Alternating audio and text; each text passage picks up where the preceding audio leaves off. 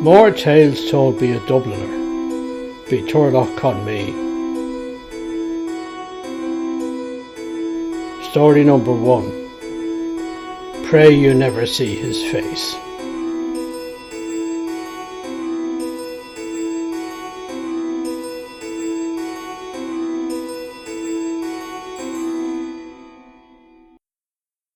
It was a cold autumn evening in Victoria, on Vancouver Island. While I'd been working in Toronto, I decided to take a trip out to the Pacific coast of Canada. And so here I was, sitting in the parlour of the Cathedral Rectory on View Street before a roaring fire of Canadian logs.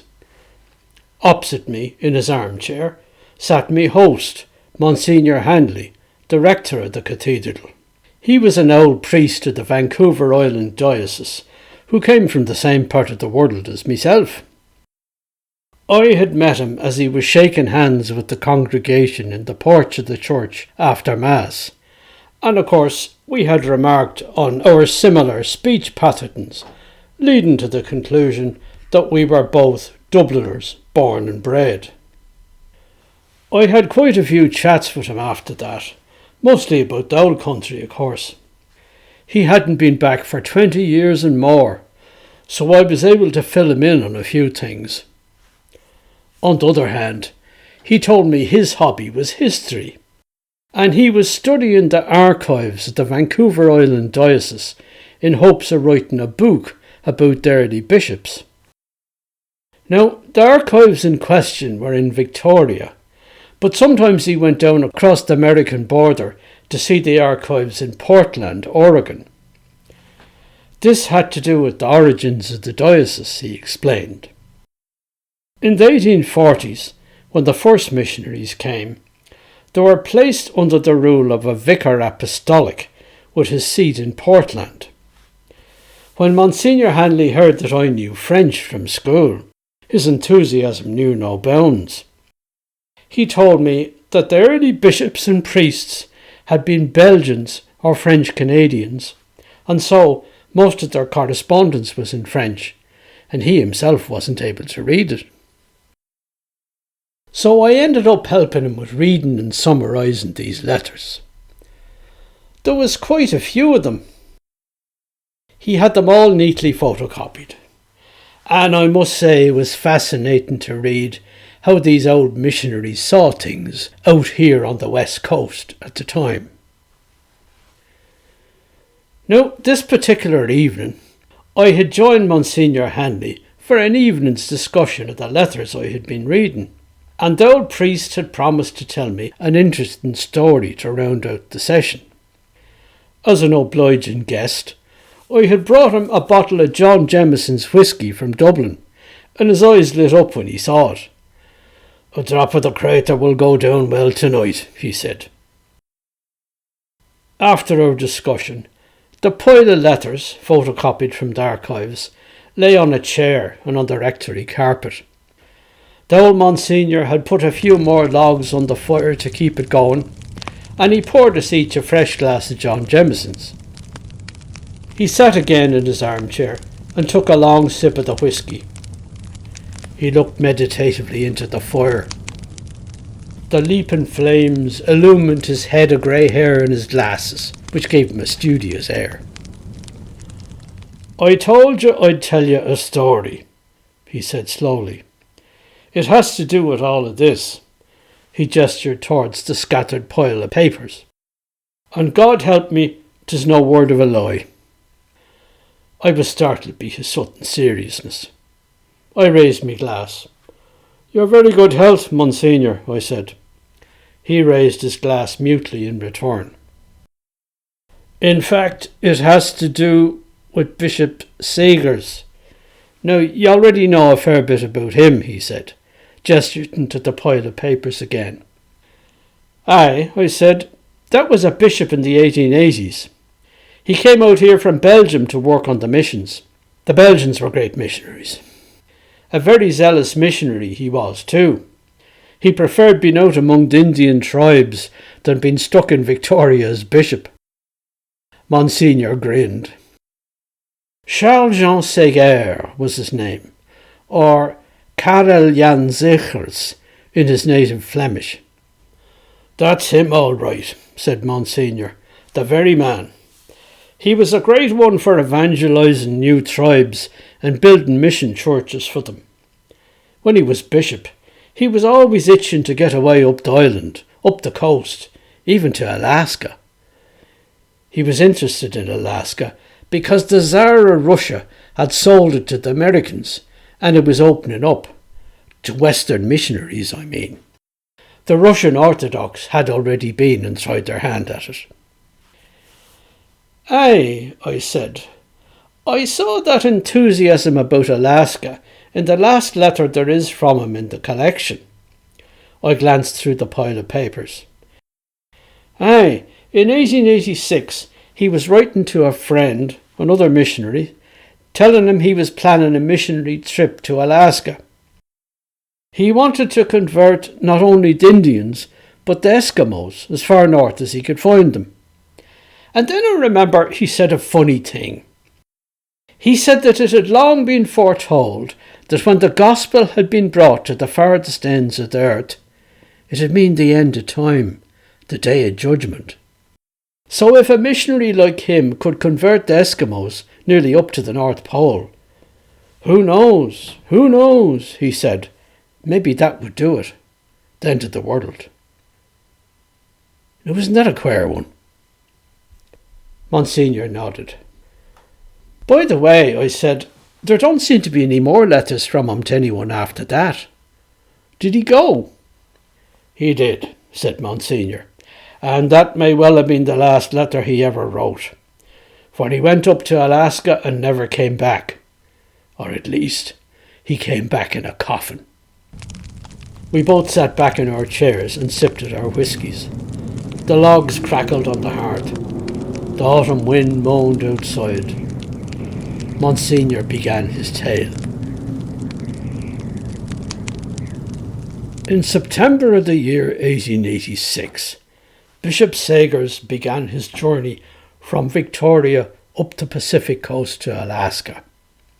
He made stops at Wrangell and Juneau. There he got off the ship and prepared for his overland trip into the far north. He stayed first with some Jesuits who already had a mission there. He went about hiring people to accompany him as servants and guides. One of these was a man named Frank Fuller. As it happens, he was a Catholic, originally from Dublin.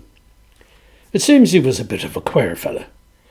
The Jesuits warned Segers against having him as a guide out in the bush. They knew him, and they judged him to be mentally unstable. In other words, mad, or likely to get bushed. But for some reason the bishop ignored their advice and hired the man. They worked together to acquire teams of dogs and sleds to carry their provisions and luggage. I might mention that Bishop Segers had a beautiful rifle, a Winchester it was, which well-wishers in Victoria had given him as a gift before his departure. So having made all their preparations, they set off into the trackless wastes of the interior of Alaska. They made good progress for a week or two, for the bishop was eager to make tracks to meet the people he was going to evangelise, the northern Indians and Eskimos beyond them. It was a cold winter landscape through which they passed, full of snow and frozen streams. It was gruelling work just walking along, keeping pace with the huskies as they pulled the sleds all day. Then at night they could relax and rest, sitting around their campfire in the great darkness. At this point, Frank Fuller, the guide, started to show signs of his mind giving way on him. He complained about what he saw as their slow progress as the Alaska winter closed in on them, and he blamed the bishop for his lack of experience in the far north. At first the long-suffering Segers just let him complain, but then they began to have words, often quite heated. It poisoned the atmosphere in camp and on the trail, the other men found. They were all wondering what would be the end of it. Early one morning, the men woke up to the unmistakable sounds of a quarrel. It was Fuller and the bishop. Fuller was shouting, "If you'd only listen to me, I'd get you quickly where you want to go and find your bloody Indians. But oh no, my advice is never good enough for your lordship.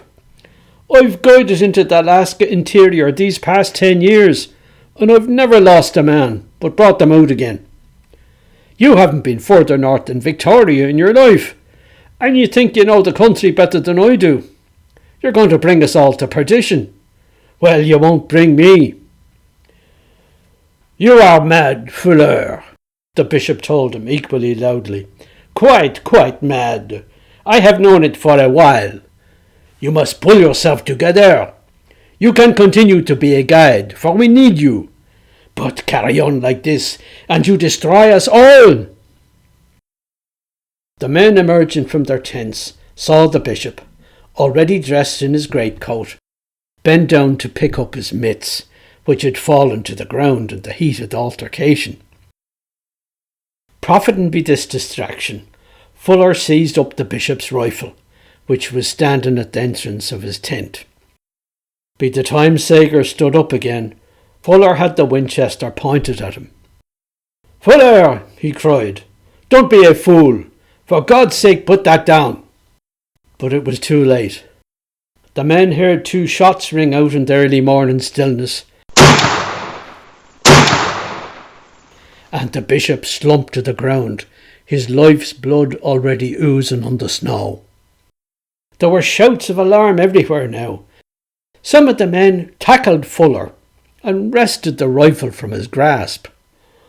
Others went to turn the bishop over, but he was beyond all helping. He'd been shot twice in the chest with his own Winchester.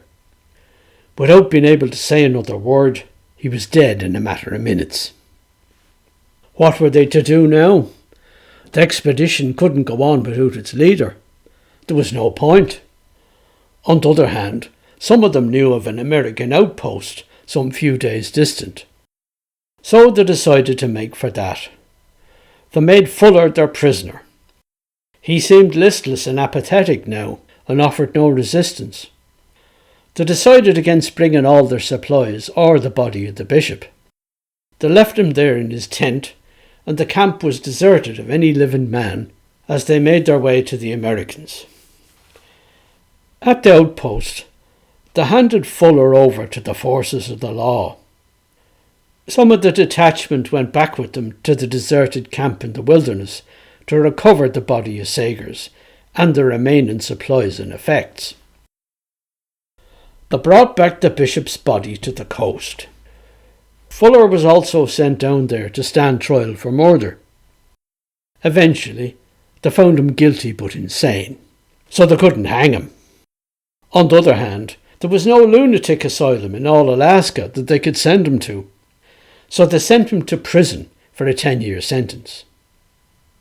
Bishop Sagers, it was decided, was to be repatriated to Victoria, and the American Navy did that. The paper is in the English part of the archives. "Look," said Monsignor, drawing a photocopy from a pile of his own. "I have it here." I looked at the sheet. The modern world was emerging before me, for it was typewritten. It was an official order to the captain of an American warship to take charge of the body of Bishop Sagers, transport it down the coast, and stop in at Victoria to consign it to the British authorities. I nodded. "Do we know what happened to Frank Fuller?" I asked. "It seems he was dispatched to some prison camp in Alaska, and he served his full term. Then they let him go," said Monsignor. "And what became of him after that, no one knows." "Aye," he said with a sigh. "And wasn't it a terrible thing that in the end it was no wild Indian brave, but a Dubliner like ourselves, who caused the martyrdom of Bishop Sagers? For you know, people afterwards regarded him as a martyr of blood. They took to calling him the Apostle of Alaska. They still do, even though it's a bit ironic, because he never got within 100 miles of the natives he so much wanted to evangelise. "Where is Sagers buried?" I asked. Monsignor pointed downwards with his index finger and smiled mischievously. "He's right here," he said, "down in the crypt, between this house and the apse of the cathedral. Have you ever been down in the crypt?" I shook my head. "Well, he's down there, in his own sarcophagus, along with two other early missionary figures, Bishop Demers, who was his predecessor, and Father Jean Caux, an early missionary, another Belgian. So there's 3 of them down there. There's no room for more. Apart from those graves, there's a little altar set into the wall. You can go down the back stairs from here to it, just before you go through the door of the sacristy." I nodded. "So is that the story you were going to tell me?" I asked, as he paused to pour out 2 more glasses of John Jameson's whisky. "There's more to it," he said, and as we sipped our glasses, he got up to fetch another log for the fire. When he was back in his seat, he turned to me. "This place is haunted," he said. "The rectory, I mean. It's Sagers who's doing it." "Go on," I said in polite disbelief. He nodded sagely. "Divil take the lie that's in it. 'Tis as true as I'm sitting here." "And have you seen him?" I asked. He nodded again. "Nor am I the only one. Every priest who has lived in this rectory has had some encounter with him." "What's it like then? When is he seen?" I asked. "He isn't seen all that much," said Monsignor, "but there are signs of his presence. Often a few of us would be sitting here in the parlour of an evening, myself and the 2 curates, and the handle of the door over there would turn, like it was being turned from the outside, be someone you couldn't see. We all got quite blasé about it in the end. One of us would say, 'Come in, Bishop.' And would anything appear?" "No," said Monsignor. "That's the funny thing. He never came in." "My God, wasn't it just as well?" he added, as if to himself. "Did this ever happen to you alone?" "It did," he said. "The first few times I got a bit of a gunk, I don't mind telling you. I mean, I'd be sitting here in me armchair, maybe reading me breviary, and wouldn't I hear the knob of that door turning in the lock?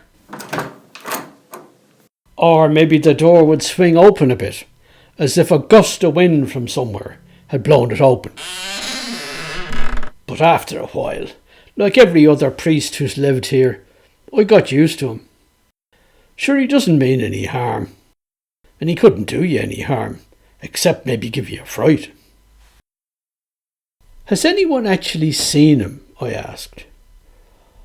"Oh, aye, it seems a few people have seen him, and they were frightened out of their wits to see him, but that was a long time ago. Now it's mostly signs of him, as I said.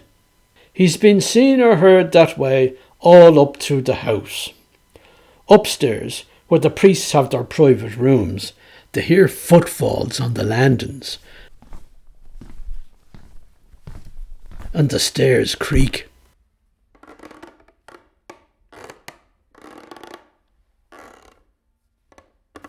That's well known. Our current bishop used to have his office up on the top floor, you know, but he moved out. You know, he lives in a little house of his own now out in the suburbs. He wouldn't live here." Monsignor grinned mischievously at this. Then he said, "Chris Murray, our choirmaster and organist, lived in a room up on the 2nd floor for a while before he got married. He used to tell me he'd been woken up at night, hearing footfalls on the landing. To and fro, outside his bedroom. And begod, when he sat up in bed, he saw a dim light under the door going past, like as if someone was walking around carrying a candle to light their way." The rector poured out some more whisky for both of us, As he took a sip from his glass, he chuckled. We had a young curate here a few years back, Father Jack Malloy, who's in a parish up Dublin now. And he got quite worked up about having to live in a house with a ghost on the prowl. He was very jumpy. One evening, Jack was alone in the house.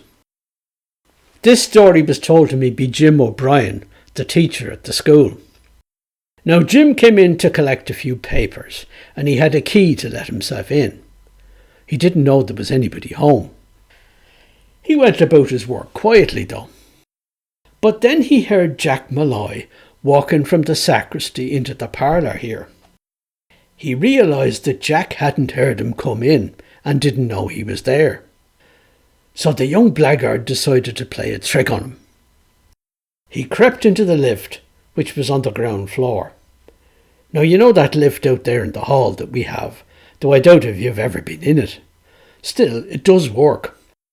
I suppose it was put in sometime in the 1920s or 30s.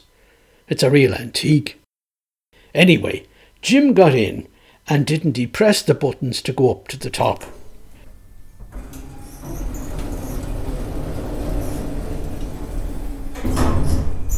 Well, Jack Malloy was just in the parlour here all alone, and when he heard the cage of the lift clicking shut, and then the whir of the motor as it went up, he got mighty curious. He went out into the hall and looked up the lift shaft. Meanwhile, the lift had stopped 2 flights up. "Hello?" says poor Jack. Now, Jim O'Brien had switched off the electric light in the lift so that you couldn't see him, and he said not a word in reply. He just pressed the buttons again and came down 1 flight.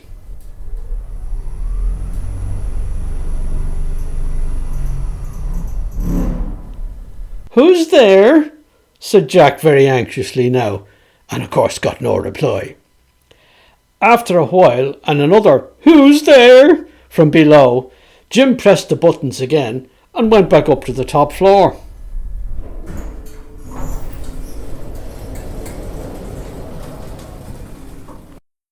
Now Jack shouted up from below, "I'm calling the police!" Well, with that, Jim turned on the light in the lift and he shouted down, "Don't be an ass, Jack, it's only me." The rector chuckled a great deal over this for a while. We both sipped our whiskies in companionable silence. Still, I couldn't help my eyes straying to the door of the parlour every so often. "Tell me, Monsignor," I said after a while, "has anybody in the house here seen Sagers or met him?" "Aye," said the rector, "and not that long ago either, when I had been here for a few years.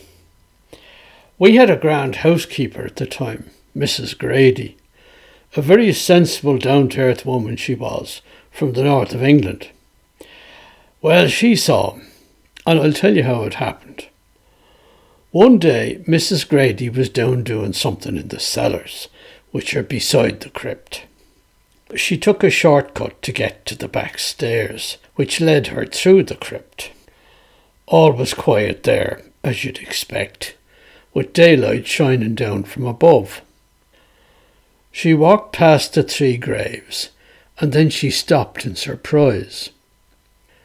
Now, at the far end of the crypt is a small altar set into the wall, and kneeling on the bottom step of this altar, in full vestments, was a priest.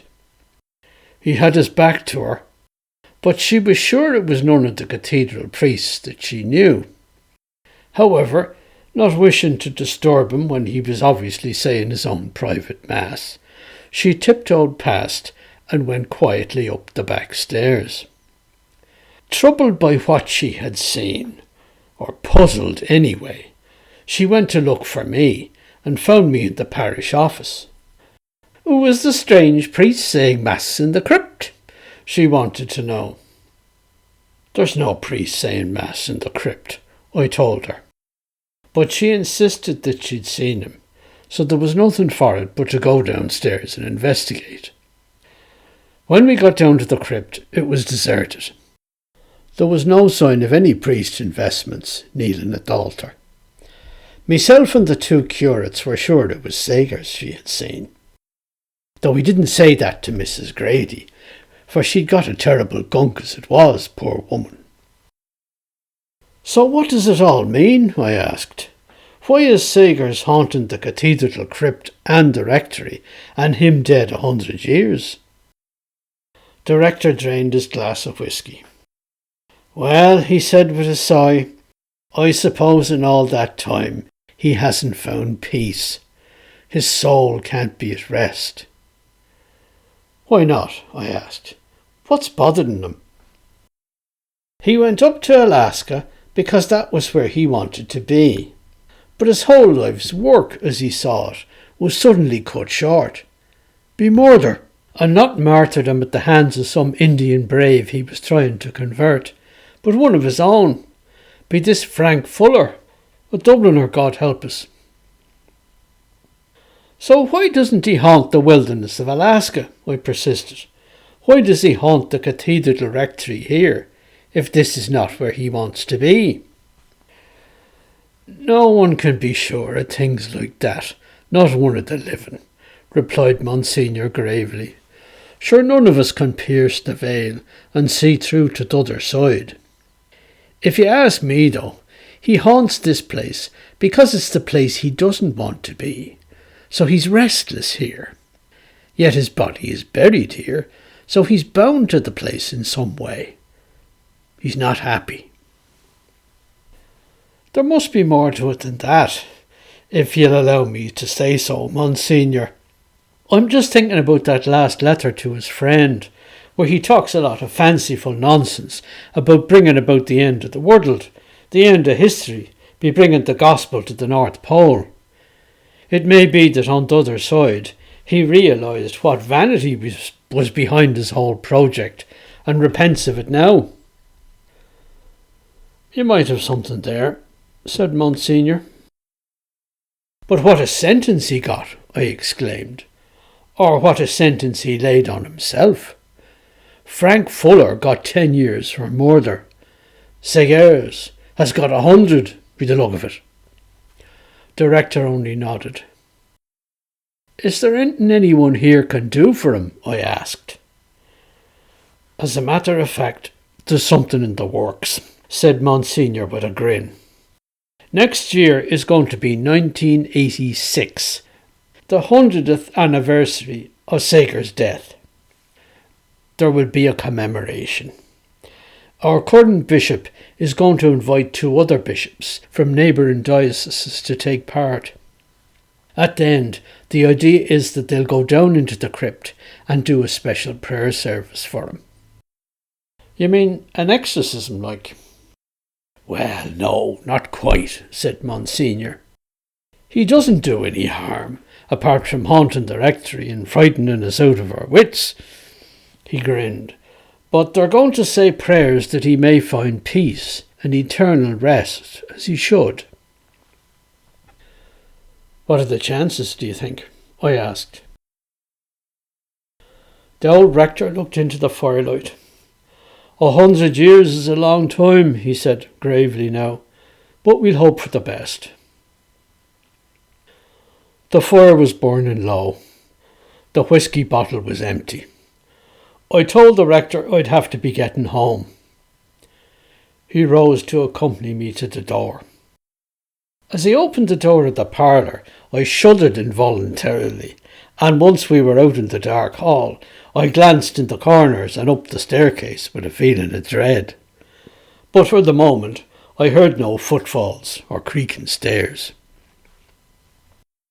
As we shuffled along the darkened hallway, I said, "Tell me, Monsignor, has no one actually seen his face? Then we could be sure it was really Sagers they had met. I mean, you could show them the photographs of him there are in the archives. Then they'd be able to say, 'That's the man I saw.'" "Well, what I have always heard people say about Sagers is, 'Pray you never see his face.'" "Is that right?" I said in wonderment, as the rector opened the front door and a gust of wind blew in. "Why did they say that?" Well, said the rector with a sigh, anyone who has ever met him face to face wishes they hadn't, for it seems he has no face, only a grinning skull. You see, it's all because of the way they left him in camp in Alaska when they went to get help from the American fort. As I told you, there were 4 days going and 4 days coming back.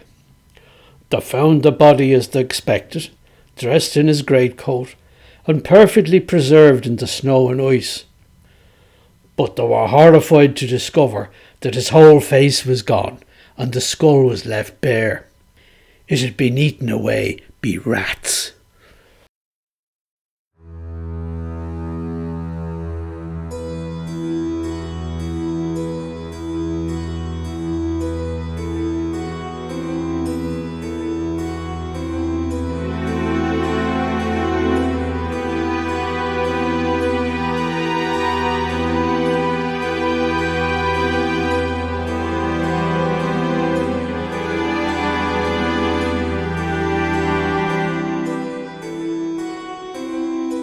Yous have been listening to Pray You Never See His Face from More Tales Told by a Dubliner by Turlough Conmee.